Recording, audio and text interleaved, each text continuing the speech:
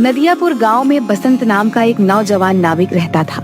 नदियापुर गांव की सीमा में आने जाने के लिए लोगों को नाव का ही सहारा लेना पड़ता था। बसंत एक सीधा साधा नाविक था। उसके परिवार में उसकी पत्नी और एक बूढ़ी माँ थी। बसंत बेहद गरीब था। बसंत के ऊपर नदियापुर गांव के लगभग सभी लोगों का कर्जा चढ़ा हुआ था। आज बसंत अपनी नाव के पास पहुंचा ही था कि तभी गांव का सेठ धनीराम कुछ लोगों के साथ उसके पास आ धमका। बस बहुत हो गया, अब मामला बर्दाश्त से बाहर होता जा रहा है, समझ गया? पूरे 6 महीने हो गए मुझे बेवकूफ बनाते हुए तुझे। आज मैं अपने पैसे ले जाकर ही रहूंगा, समझा? मुझे कुछ दिनों की मोहलत और दे दो सेठ जी। आप तो जानते ही हो कि इस वक्त धंधा कितना मंदा चल रहा है। अबे तेरा धंधा कोई मंदा नहीं चल रहा। सच तो ये है कि तू मेरे पैसे देना ही नहीं चाहता। नदियापुर गांव में आने के लिए और जाने के लिए नाव का ही सहारा लेना पड़ता है। ऊपर से ये इलाका टूरिस्ट इलाके में भी आता है। सैलानियों की कोई कमी नहीं है यहाँ पर। तेरा धंधा मंदा कैसे बढ़ सकता है बे? सेठ जी, सारे गांव वाले जानते हैं कि मेरी किस्मत कितनी फूटी हुई है।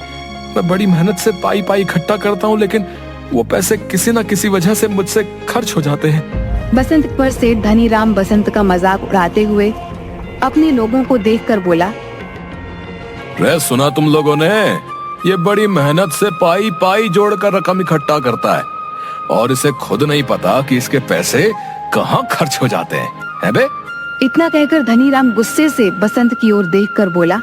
ये क्यों नहीं कहता कि तू एक नंबर का अय्याश है, सारे पैसे अय्याशी में खर्च कर देता है। बेवकूफ आदमी, तुझे कोई और नहीं मिला बेवकूफ बनाने के लिए, है बे? नहीं नहीं, ऐसा मत कहिए सेठ जी। नदियापुर के सारे लोग जानते हैं कि मैं कितना शरीफ हूँ। मेरे घर में मेरी पत्नी और मेरी बूढ़ी माँ रहती है। मैंने तुझसे ये नहीं पूछा कि तेरे घर में कौन कौन रहता है, समझ गया? अरे तेरे घर में तेरी बूढ़ी माँ रहे या तेरी पत्नी, मुझे इससे क्या? मुझे तो बस मेरे पैसे से मतलब है। और रहा सवाल तेरे शरीफ होने का, अरे तूने तो सारे गांव से कर्जा ले रखा है और जहां तक मुझे जानकारी है तूने किसी के पैसे नहीं चुकाए। मुझे थोड़ी सी मोहलत और दे दीजिए सेठ जी। मैं वादा करता हूँ कि मैं आपकी एक एक पाई चुका दूंगा। ठीक है, लेकिन इस बार मैं तुझे 10 दिन से ज्यादा की मोहलत नहीं दे सकता। 10 दिन के अंदर अंदर अगर मुझे मेरे पैसे नहीं मिले ना, तो मैं तेरा मकान तुझसे छीन कर तुझे धक्के देकर तेरे मकान से बाहर निकाल दूंगा, समझ में आ गई? इतना कहकर धनीराम वहाँ से चला गया और बसंत अपना मुंह लटकाते हुए अपने काम पर लग गया। शाम को थका हारा बसंत जैसे ही अपने घर पर पहुँचा, उसकी पत्नी बोली। आ गए सेठ जी घर पर। आपके पीछे बहुत सारे मेहमान आपको पूछते हुए आए थे। उन्होंने आपका काफी देर तक इंतजार किया और बेचारे इंतजार करके बहुत थक गए। अभी कुछ देर पहले ही गए हैं। झुमकी, मैं जानता हूँ कि तुम किन की बात कर रही हो। जब तुम सारी बातें जानते ही हो तो फिर उन सबके कर्जे क्यों नहीं चुका देते? तुम अच्छी तरह से जानती हो झुमकी, पिछले कुछ सालों से मेरे साथ क्या हो रहा है। मैं जब भी कुछ पैसे जमा करता हूँ वो किसी न किसी तरह से खर्च हो जाते हैं। पिछली बार माँ का पैर टूट गया था, उसके इलाज में कितने पैसे खर्च हो गए। उसके बाद चोट लगने से तुम्हारी पसली फ्रैक्चर हो गई थी, उसके इलाज पर कितने पैसे खर्च हो गए। मैं तुम्हारी बातों को समझती हूँ, लेकिन गांव वाले इस बात को नहीं समझते। उन्हें तो बस अपने पैसों से मतलब है और आखिरकार वो तुमसे कब तक पैसे नहीं मांगेंगे? गांव का मुखिया धमकी देकर गया है, अगर तुमने गांव वालों के पैसे नहीं दिए तो वो तुम्हारी नाव छीन लेगा। और सेठ धनीराम मुझे धमकी देकर गया है कि अगर 10 दिन के अंदर मैंने उसके पैसे नहीं दिए तो वो मुझसे मेरा मकान छीन लेगा। मेरी समझ में नहीं आता कि अब मैं क्या करूं। मेरी समझ में नहीं आता, गांव में जितने भी नाविक हैं उन सब की ऐश की चांदी कर रही है। उन सब के मकान देखे हैं तुमने? ऐसा लगता है जैसे कि वो कोई नाव नहीं बल्कि कोई कंपनी चलाते हो। तुम सारा दिन नदी के किनारे क्या करते रहते हो? कितनी बार कह चुका हूँ झुमकी, टूरिस्ट मेरी नाव में नहीं आते। ये क्यों नहीं कहते कि तुम्हारी नाव में गांव के भूखे नंगे लोग ही आकर बैठते हैं? उनसे तुम्हें कितनी आमदनी होती होगी। तुम अपनी नाव में नदियापुर घूमने आए सैलानियों को क्यों नहीं बिठाते? जितने भी नाविक हैं वो झूठ बोलकर टूरिस्ट को अपनी नाव में बैठाकर सिर्फ उन्हें चूना लगाते हैं और मुझे झूठ बोलना नहीं आता। नहीं चाहिए मुझे हराम की कमाई। अरे सच्चाई के देवता, ये धंधा है। ये क्यों नहीं कहते कि तुम्हें धंधा करना ही नहीं आता? जिसे तुम धंधा कह रही हो मैं उसे अच्छा नहीं समझता। मेरी तो किस्मत ही फूटी हुई है कि मुझे तुम्हारे जैसा पति, बेवकूफ पति मिला। अगर ऐसे ही हाल रहा ना तो वो दिन दूर नहीं कि जिस दिन तुम्हारी नाव भी तुमसे छीन ली जाएगी। उसके बाद मुझे और मांझी को इस घर से धक्के देकर बाहर निकाल दिया जाएगा। उसके बाद अपने सच्चाई के प्रवचन बाहर बैठकर देते रहना। इतना कहकर झुमकी गुस्से से वहां से चली गई। ऐसे ही 10 दिन गुजर गए। 10वें दिन बसंत नदी के किनारे उदास बैठा हुआ गहरी सोच में डूबा हुआ था कि तभी वहां पर धनीराम फिर से आ पहुंचा। याद है ना बसंत, आज तेरा आखिरी दिन है। अब इससे ज्यादा मैं तुझे और मोहलत नहीं दे सकता भाई। शाम को मैं तेरे घर पर आऊंगा वसूली करने के लिए। मेरे पैसे तैयार रखना, नहीं तो अपना बोरिया बिस्तर समेट कर चुपचाप चले जाना। इतना कहकर धनीराम वहां से चला गया। बसंत अपने आप से बोला, अब क्या होगा? पूरे 10 दिन से मेरी नाव में मुश्किल से 20 मुसाफिर भी नहीं बैठे होंगे। मैं धनीराम के पैसे कहां से दूंगा? अगर मैंने उसे पैसे नहीं दिए तो वो मेरे परिवार को बेइज्जत करके घर से निकाल देगा। मैं कहां जाऊं, क्या करूं? बसंत हसरत भरी निगाहों से और नाविकों को देखने लगा जिनकी नाव पर टूरिस्ट सवार थे। तभी बसंत के कानों में एक बूढ़े व्यक्ति का स्वर टकराया। क्या तुम मुझे दूसरी दुनिया के छोर तक छोड़ सकते हो? बसंत उस बूढ़े की बात सुनकर हैरत में पड़ गया। लगता है आपका दिमाग खिसका हुआ है बाबा। ये कैसी बातें कर रहे हैं आप? मेरा कहने का मतलब ये है बेटा, तुम मुझे इस नदी के दूसरे किनारे पर छोड़ देना। तो सीधे सीधे ये कहिए ना बाबा कि आपको दूसरी सीमा पर उतरना है। ठीक है बाबा, 200 लगेंगे। मैंने सुना है कि तुम बूढ़े और गरीब यात्रियों से पैसे नहीं लेते।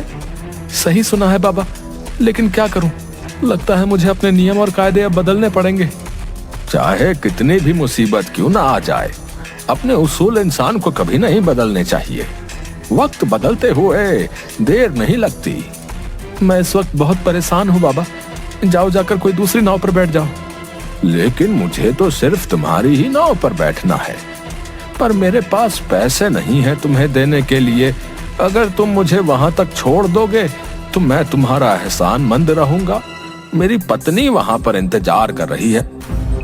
बूढ़े की बात सुनकर बसंत को बूढ़े के ऊपर तरस आ गया था। ठीक है बाबा, मैं तुम्हारा दिल नहीं तोड़ूंगा। आइए बैठिए, जहाँ आपको जाना है मैं आपको वहाँ छोड़ दूंगा, ठीक है? बसंत की बात सुनकर वह बूढ़ा रहस्यमयी अंदाज में मुस्कुराते हुए बसंत की नाव में बैठ गया।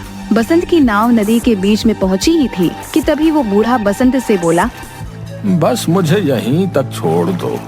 बाबा पागल हो गए हो क्या? यहाँ पर तो सिवाय पानी के अलावा कुछ भी नहीं है। जो मुझे नजर आ रहा है वो तुम्हें नजर नहीं आएगा बेटा। तुम नाव यहीं रोक दो, मैं यहीं उतर जाऊंगा। बाबा तुम डूब जाओगे, पानी बहुत गहरा है। मगर बूढ़े ने बसंत की बात नहीं सुनी और नदी में कूद गया। यह देखकर बसंत बुरी तरीके से घबरा गया और बड़बड़ाता हुआ बोला, अरे कहाँ फंस गया मैं? अगर ये बूढ़ा मर गया तो इसकी मौत का इल्जाम भी मेरे ऊपर लगेगा। सभी लोगों ने इस बूढ़े को मेरी नाव में सवार होते हुए देखा है। अब क्या करूं? लगता है मुझे भी नदी में कूदना ही पड़ेगा। इतना कहकर बसंत ने नदी में छलांग लगा दी। मगर उसने जैसे ही नदी में छलांग लगाई, उसने अपने आप को एक बेहद सुंदर जंगल के बीच बहुत छोटे से तालाब में खड़ा हुआ पाया। बसंत तुरंत उस तालाब से निकलकर उस जंगल की ओर देखने लगा। तभी उसके कानों में एक भारी आवाज टकराई। बेटा मेरी शाख थोड़ी सी झुक रही है, इसे थोड़ा सा सीधा कर दो, मुझे दर्द हो रहा है। बसंत ने देखा कि वो जिस पेड़ के नीचे खड़ा था, बसंत से वही पेड़ बोला था। बसंत डर गया। डरो मत, अगर तुम मेरा ये काम करोगे तो मैं तुम्हें आगे का रास्ता बता दूंगा। बसंत ने डरते डरते उस पेड़ की शाख ऊंची कर दी। तभी अचानक बसंत के सामने एक बेहद सुंदर सोने की सड़क बन गई। घबराओ मत, तुमने मेरी मदद की है, इस वजह से ही तुम्हारे लिए ये सोने की सड़क मैंने बना दी है। तुम यहाँ से सीधे राजमहल तक पहुँच जाओगे। लेकिन ये कौन सी जगह है भाई? कुछ देर बाद तुम्हें पता लग जाएगा। तुम जिस रास्ते से यहाँ पर आए हो वो रास्ता सिर्फ शाही लोगों के लिए खुलता है। तुम जरूर कोई खास हो। कुछ दूर चलकर बसंत की नजर एक पेड़ पर गई जहां पर लाल लाल सेब लटक रहे थे। अचानक एक सेब बसंत की ओर देखकर बोला, देख क्या रहे हो? अगर तुम्हें भूख लगी है तो मुझे खा लो। अरे वाह, ये मैं कहाँ आ गया? वो बूढ़ा जरूर कोई मायावी व्यक्ति था। नहीं नहीं, मैं जहाँ पर रहता हूँ वहाँ पर बोलने वाले फल नहीं होते। अगर वो बोलते तो हम बिल्कुल नहीं खाते। तुम वाकई बहुत दयालु लगते हो। तुम्हारा इस जादुई नगरी में स्वागत है। इस सोने की सड़क पर सीधे चले जाओ, कुछ ही देर में तुम महल तक पहुंच जाओगे।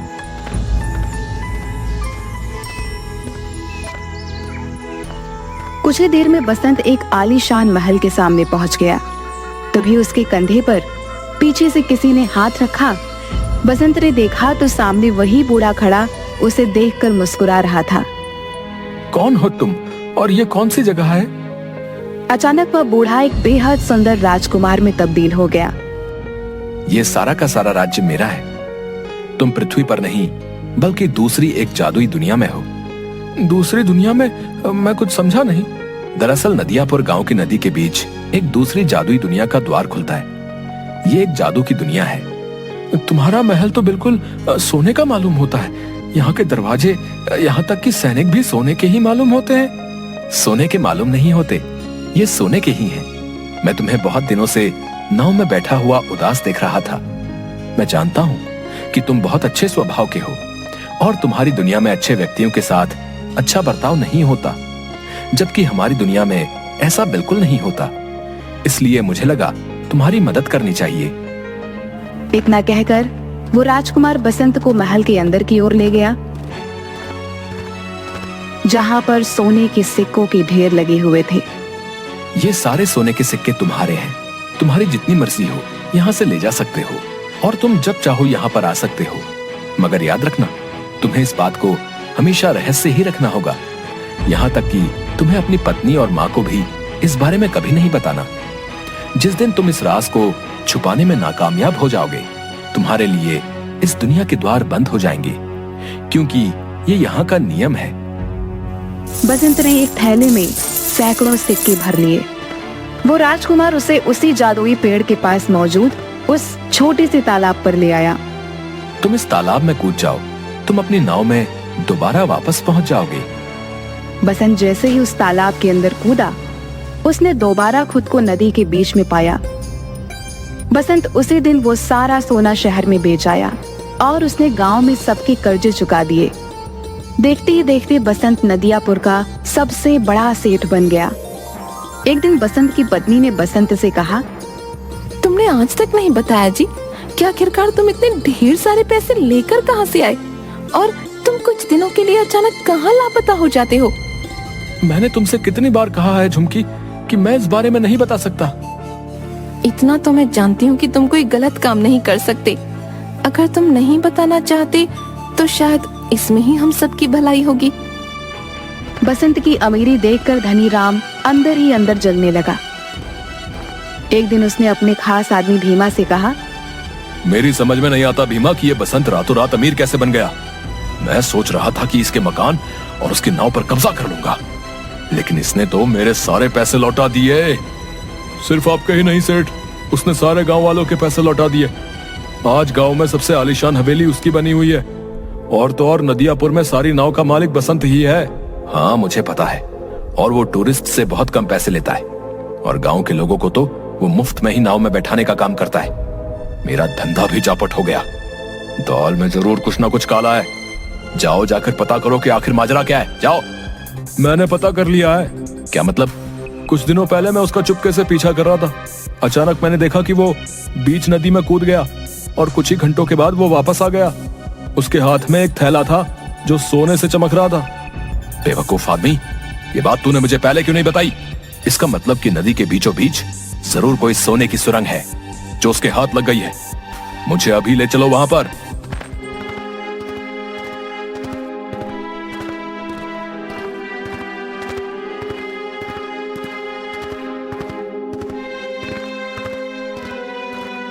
कुछ ही देर में सिर्फ धनी राम और भीमा नदी के बीच पहुंच गए। क्या तुम्हें यकीन है भीमा की बसंत यहीं कूदा था? जी, मैंने उसे ठीक इसी जगह छलांग लगाते हुए देखा था।